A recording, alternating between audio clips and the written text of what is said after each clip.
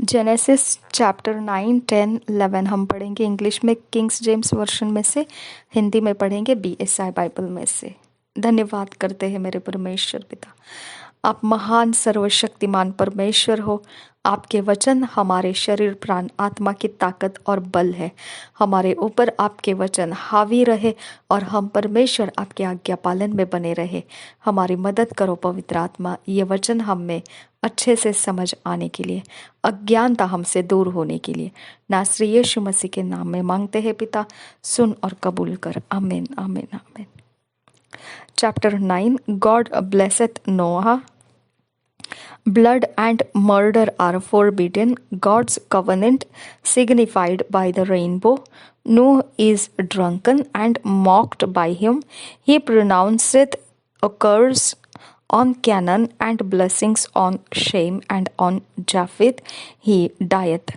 First verse, and God blessed Noah and his sons and said unto them, Be fruitful and multiply and replenish the earth, and the fear of you and the dread of you shall be upon every beast of the earth, and upon every fowl of the air, upon all that moveth upon the earth, and upon all the fishes of the sea. Into your hand are they delivered.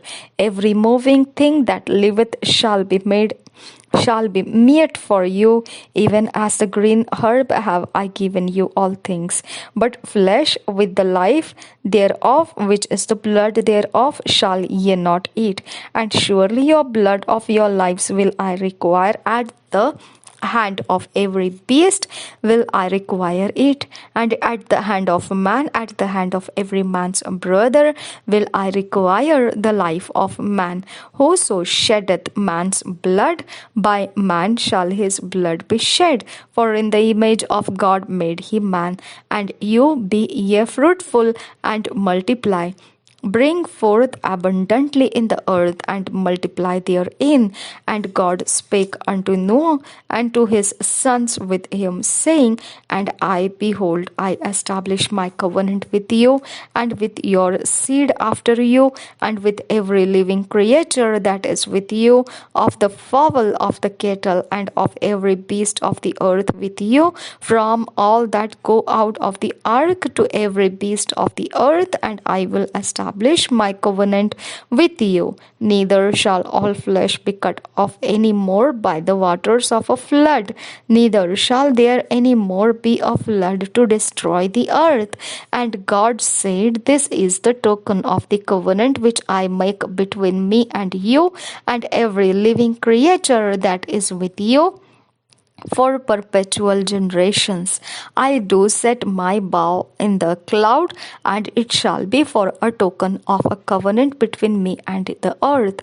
And it shall come to pass, when I bring a cloud over the earth, that the bow shall be seen in the cloud. And I will remember my covenant which is between me and you, and every living creature of all flesh, and the waters shall no more become a flood to destroy all flesh. And the bow shall be in the cloud, and I will look upon it, and that I may remember the everlasting covenant between God and every living creature of all flesh that is upon the earth.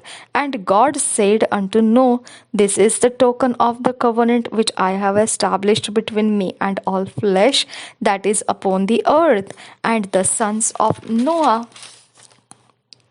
that went forth of the ark were Shem, Ham, and Japheth. And Ham is the father of Canaan.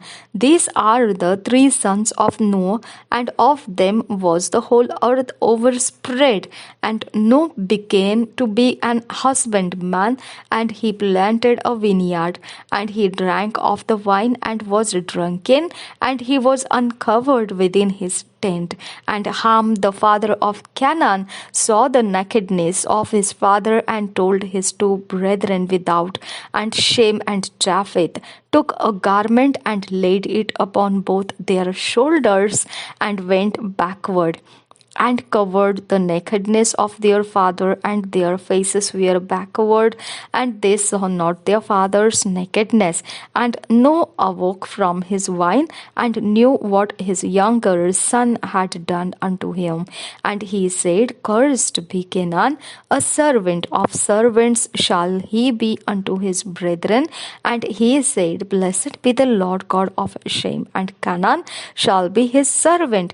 God shall enlarge Japheth, and he shall dwell in the tents of Shem, and Canaan shall be his servant. And Noah lived after the flood 350 years, and all the days of Noah were 950 years, and he died.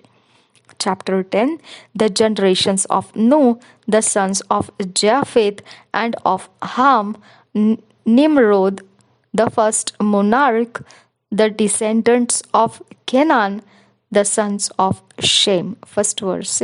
Now these are the generations of the sons of Noah, Shem, Ham, and Japheth, and unto them were sons born after the flood.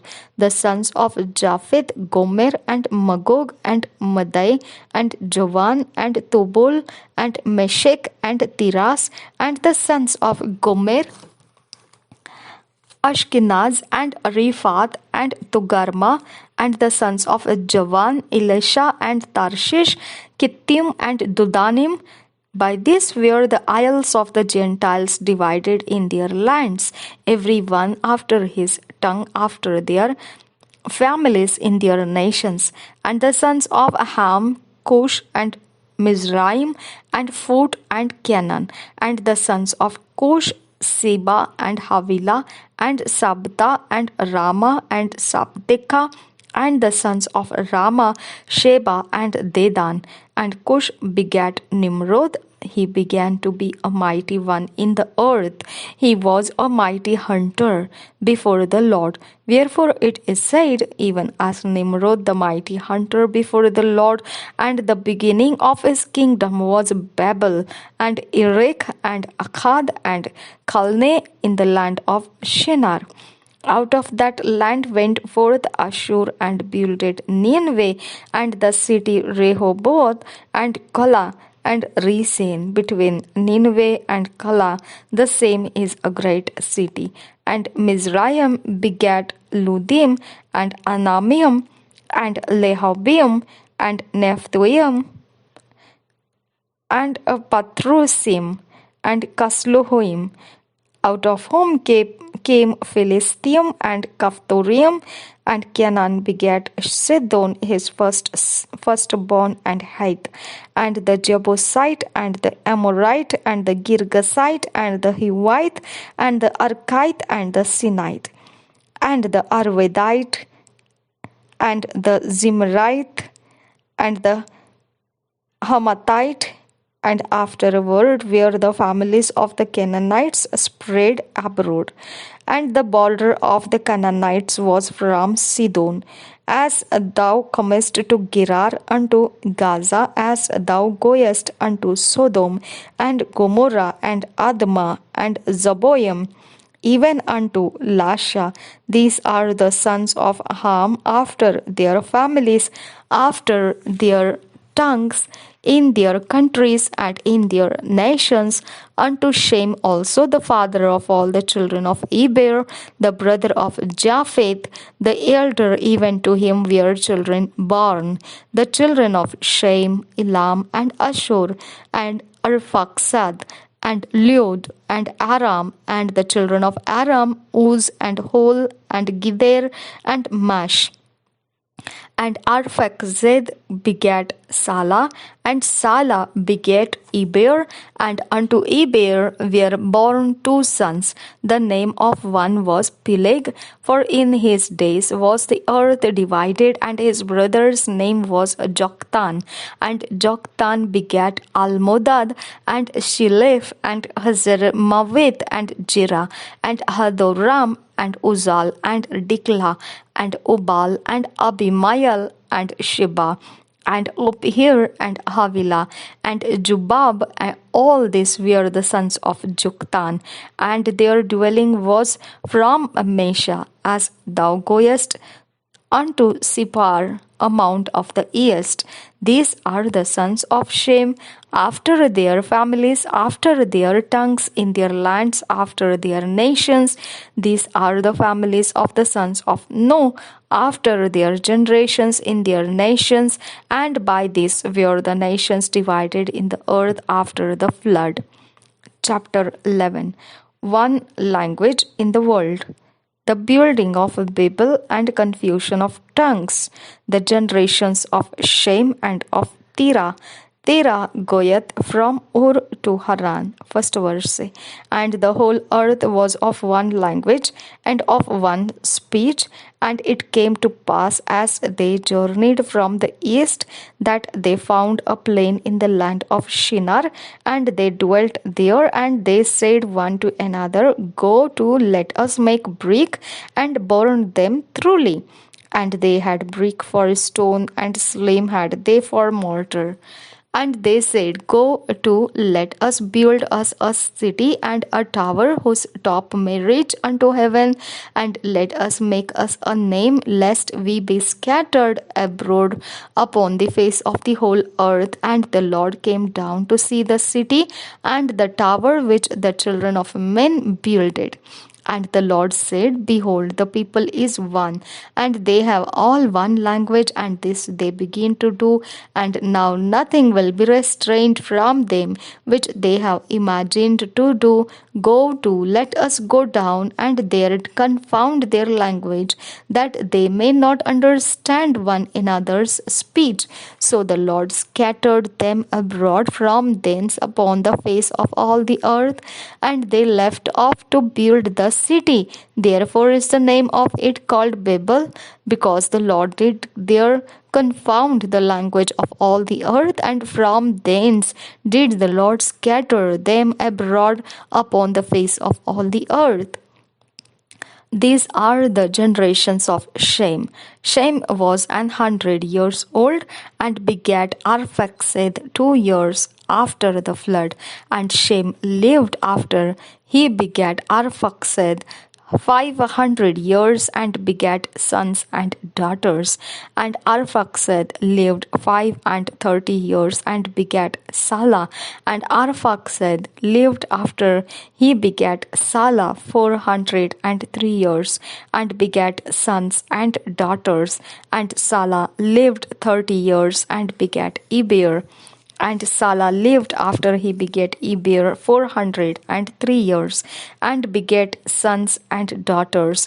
And Eber lived 430 years, and begat Peleg.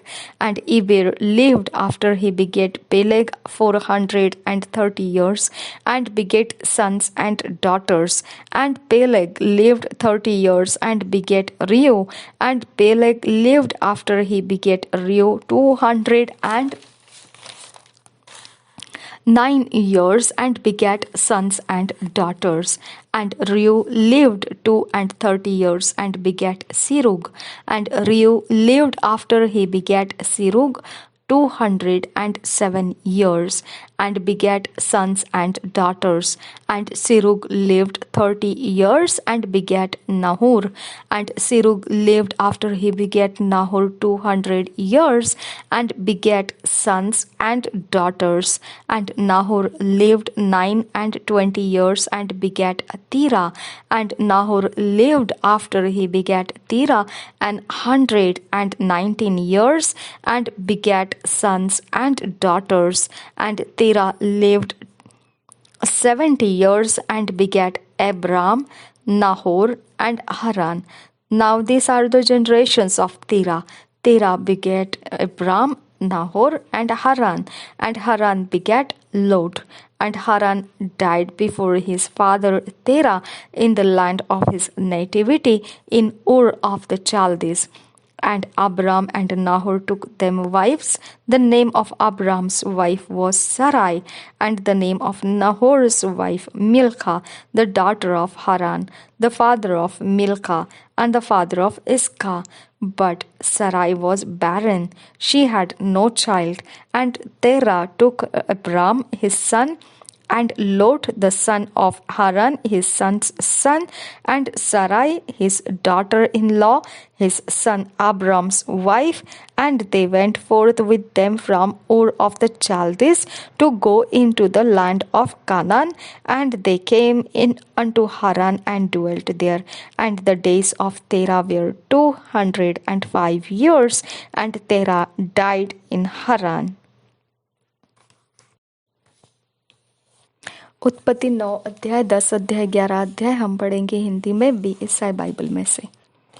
परमेश्वर का नूह के साथ वाचा बांधना 9 अध्याय पहले वचन से। फिर परमेश्वर ने नूह और उसके पुत्रों को आशीष दी और उनसे कहा, फूलो फलो और बढ़ो और पृथ्वी में भर जाओ। तुम्हारा डर और भय पृथ्वी के सब पशुओं और आकाश के सब पक्षियों और भूमि पर के सब रेंगने वाले जंतुओं और समुद्र की सब मछलियों पर बना रहेगा। ये सब तुम्हारे वश में कर दिए जाते हैं। सब चलने वाले जंतु तुम्हारा आहार होंगे। जैसा तुमको हरे हरे छोटे पेड़ दिए थे, वैसा ही अब सब कुछ देता हूँ। पर मांस को प्राण समेत अर्थात लहू समेत तुम न खाना, और निश्चय ही मैं तुम्हारे लहू अर्थात प्राण का बदला लूंगा। सब पशुओं और मनुष्यों दोनों से मैं उसे लूंगा। मनुष्य के प्राण का बदला मैं एक एक के भाई बंध से लूंगा। जो कोई मनुष्य का लहू बहाएगा, उसका लहू मनुष्य ही से बहाया जाएगा, क्योंकि परमेश्वर ने मनुष्य को अपने ही स्वरूप के अनुसार बनाया है। और तुम फलो फूलो और बढ़ो और पृथ्वी पर बहुतायत से संतान उत्पन्न करके उसमें भर जाओ। फिर परमेश्वर ने नूह और उसके पुत्रों से कहा, सुनो, मैं तुम्हारे साथ और तुम्हारे पश्चात जो तुम्हारा वंश होगा उसके साथ भी वाचा बांधता हूँ, और सब जीवित प्राणियों से भी जो तुम्हारे संग है, क्या पक्षी, क्या घरेलू पशु, क्या पृथ्वी के सब बनेले पशु, पृथ्वी के जितने जीव जंतु जहाज से निकले हैं। और मैं तुम्हारे साथ अपनी यह वाचा बांधता हूँ कि सब प्राणी फिर जल प्रलय से नष्ट न होंगे, और पृथ्वी का नाश करने के लिए फिर जल प्रलय न होगा। फिर परमेश्वर ने कहा, जो वाचा मैं तुम्हारे साथ और जितने जीवित प्राणी तुम्हारे संग है, उन सब के साथ भी युग युग की पीढ़ियों के लिए बांधता हूँ, उसका यह चिन्ह है। मैंने बादल में अपना धनुष रखा है, वह मेरे और पृथ्वी के बीच में वाचा का चिन्ह होगा। और जब मैं पृथ्वी पर बादल फैलाऊं, तब बादल में धनुष दिखाई देगा। तब मेरी जो वाचा तुम्हारे और सब जीवित शरीरधारी प्राणियों के साथ बंधी है, उसको मैं स्मरण करूंगा। तब ऐसा जल प्रलय फिर न होगा जिससे सब प्राणियों का विनाश हो। बादल में जो धनुष होगा, मैं उसे देख के यह सदा की वाचा स्मरण करूंगा जो परमेश्वर के और पृथ्वी पर के सब जीवित शरीरधारी प्राणियों के बीच बंधी है। फिर परमेश्वर ने नूह से कहा, जो वाचा मैंने पृथ्वी भर के सब प्राणियों के साथ बांधी है, उसका चिन्ह यही है। नूह और उसके पुत्र 18 वचन से आगे। नूह के पुत्र जो जहाज में से निकले, वे शेम, हाम और यपेत थे, और हाम कनान का पिता हुआ। नूह के 3 पुत्र ये ही हैं, और इनका वंश सारी पृथ्वी पर फैल गया। नूह किसानी करने लगा, उसने दाख की बारी लगाई, और वह दाख मधु पीकर मतवाला हुआ और अपने तंबू के भीतर नंगा हो गया। तब कनान के पिता हाम ने अपने पिता को नंगा देखा और बाहर आकर अपने दोनों भाइयों को बतला दिया। तब शेम और यपेत दोनों ने कपड़ा लेकर अपने कंधों पर रखा और पीछे की ओर उल्टा चलकर अपने पिता के नंगे तन को ढांप दिया, और वे अपना मुख पीछे किए हुए थे, इसलिए उन्होंने अपने पिता को नंगा न देखा। जब नूह का नशा उतर गया, तब उसने जान लिया कि उसके छोटे पुत्र ने उसके साथ क्या किया है। इसलिए उसने कहा, कनान शापित हो, वह अपने भाई बंधुओं के दासों का दास हो। फिर उसने कहा, शेम का परमेश्वर यहोवा धन्य है, और कनान शेम का दास हो। परमेश्वर यपेत के वंश को फैलाए, और वह शेम के तंबुओं में बसे, और कनान उसका दास हो। जल प्रलय के पश्चात नूह 350 वर्ष जीवित रहा। इस प्रकार नूह की कुल आयु 950 वर्ष की हुई। तत्पश्चात वह मर गया। नूह की वंशावली 10 अध्याय पहले वचन से। नूह के पुत्र शेम, हाम और यपेत थे। उनके पुत्र जल प्रलय के पश्चात उत्पन्न हुए। उनकी वंशावली यह है। यपेत के पुत्र गोमेर, मागोग, मदई, यावान, तुबल, मेशेक और तीरास हुए। गोमेर के पुत्र अश्कनज, रिपत और तोगरमा हुए। और यावान के वंश में एलीशा और तरशीश और कित्ती और दोदानी लोग हुए। इनके वंश अन्य जातियों के द्वीपों के देशों में ऐसे बंट गए कि वे भिन्न भिन्न भाषाओं, कुलों और जातियों के अनुसार अलग अलग हो गए। हाम के पुत्र कुश, मिस्र, फूत और कनान हुए। और कुश के पुत्र सबा, हवीला, सबता, रामा और सबुतका हुए। और रामा के पुत्र शबा और ददान हुए। कुश के वंश में निम्रोद भी हुआ। पृथ्वी पर पहला वीर वही हुआ है। वह यहोवा की दृष्टि में पराक्रमी, शिकार खेलने वाला ठहरा। हम इससे यह कहावत चली है, निम्रोद के समान यहोवा की दृष्टि में पराक्रमी, शिकार खेलने वाला। उसके राज्य का आरंभ शिनार देश में बेबीलोन, एरेख, अक्कद और कलने से हुआ। उस देश से वह निकलकर अश्शूर को गया और निनवे, रहोबोतीर और कालह को, और निनवे और कालह के बीच जो रेसेन है उसे भी बसाया। बड़ा नगर यही है। मिस्र के वंश में लूदी, अनामी, लहाबी, नप्तूही और पत्रूसी, कसलूही और कप्तोरी लोग हुए। कसलूहियों में से तो पलिश्ती लोग निकले। कनान के वंश में उसका ज्येष्ठ पुत्र सिदोन, तब हित्त, यबूसी, एमोरी, गिरगाशी, हिव्वी, अर्की, सिनी, अरवदी, समारी और हमाती लोग भी हुए। फिर कनानियों के कुल भी फैल गए। और कनानियों की सीमा सिदोन से लेकर गरार के मार्ग से होकर अज्जा तक, और फिर सदोम और अमोरा और अदमा और सबोयिम के मार्ग से होकर लाशा तक हुआ। हाम के वंश में ये ही हुए।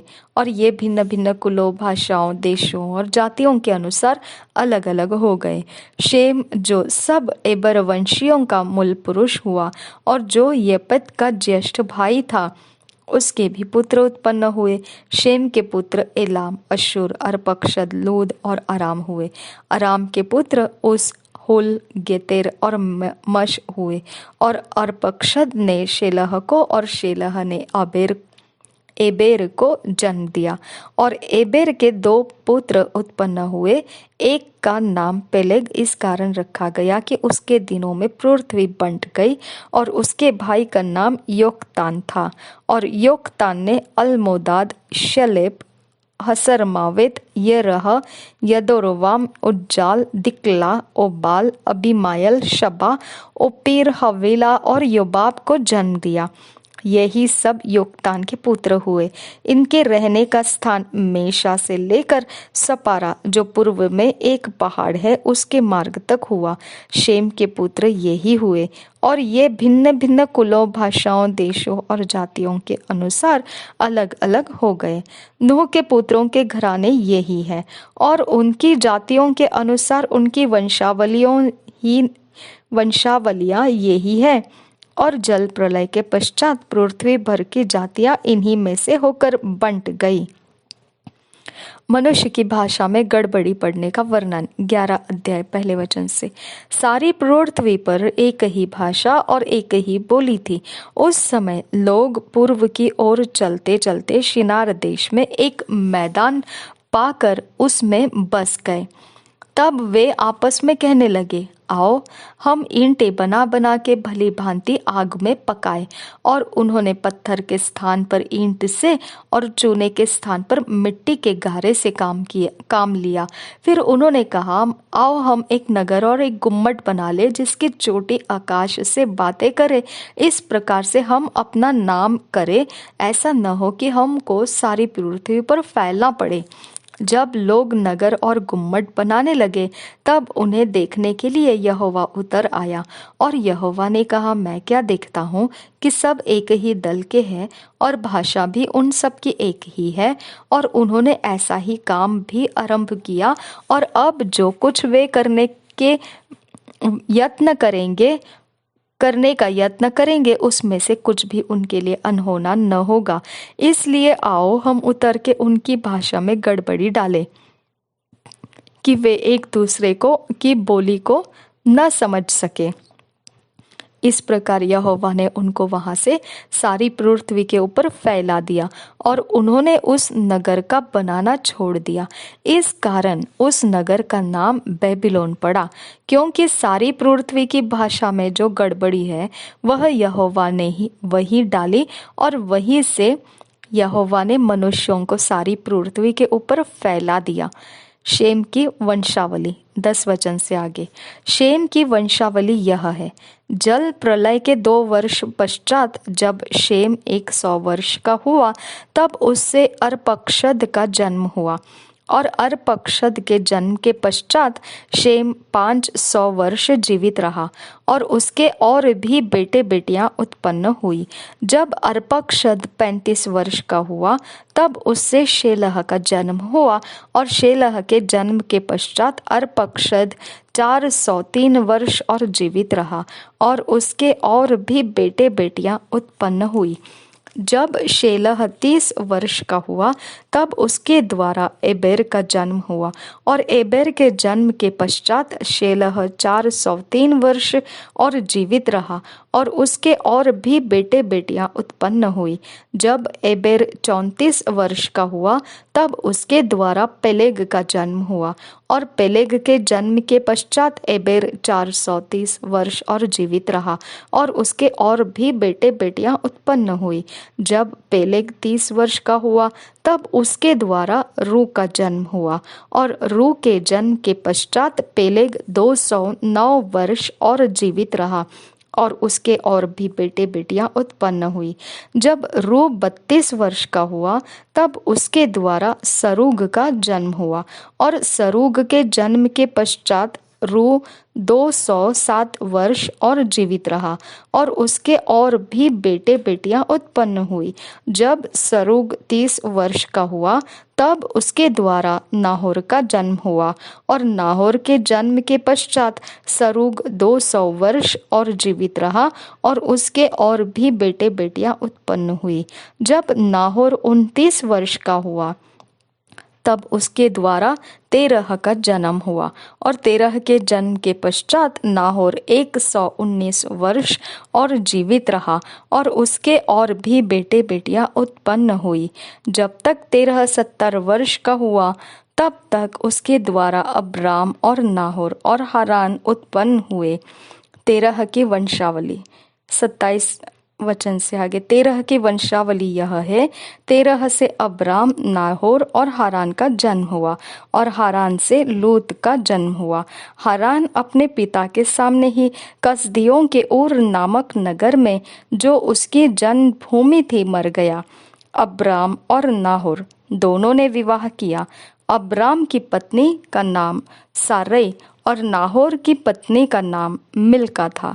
यह उस हारान की बेटी थी जो मिल्का और यस्का दोनों का पिता था। सारै तो बांझ थी, उसके संतान न हुई।